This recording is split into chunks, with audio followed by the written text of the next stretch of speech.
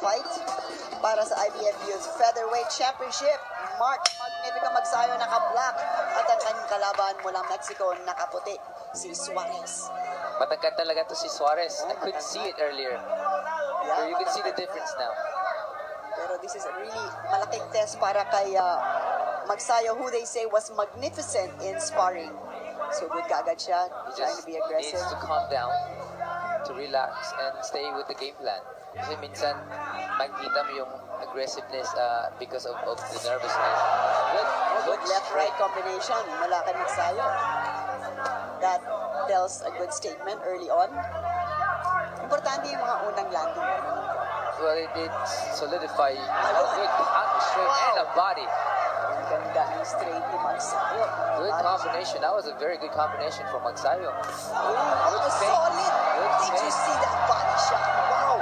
This guy's got power, huh? I'm very impressed right now. Oh, wow. Very impressed with Magsayo.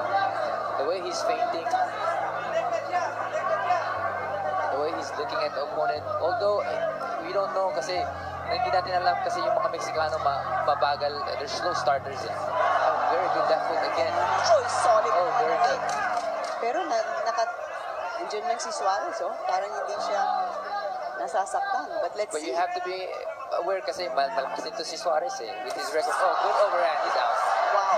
One left foot. What a machine. Mark Magnifico Magsayo. A flurry in. Out. That was a good combination. Suarez is down. Unang round pa lang. Wow. I'm very impressed with Mark Magsayo right now. I mean, Nakita mo yung power and speed. tsaka yung timing niya, no? Eto, hataw. Wala si Magsayo. Oh gosh. SSP. Oh, uppercut. Second the fight. Wala na. Beautiful fight. Wow, I am very, very impressed with Magsayo right now. Very impressed. Ang bagyo na ang pangalan, Magsayo. Yan ang dumating ngayon From sa Bohol. ring. Oh, And a backflip. so happy for him. Wow. Did you see that though? I was very. I've seen this guy. I've sparred with this guy, and I know his capability. But the way he went in there, parang nothing could stop him. Like a veteran. Yes, like a veteran. Exactly. I was very worried ako kanina because nung nag-sparring kami, he gets really wild. And then he went in to finish him with combination. And nakita mo naman, ang lakas ng tinapo ni Magsayo. Not only that, it's in volume. Tama. Tignan natin mula ang unang The knockdown. overhand, that's what hurt Suarez. And then the finishing to put him down. Confident. Woohoo!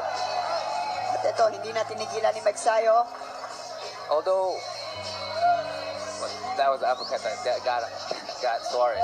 All kinds of shots. Lahat Coming ng from everywhere. tinapo ni Magsayo, ang lakas. Ooh, Malalakas lahat. Wow, I'm very impressed. Congratulations, Magnifico. We're gonna go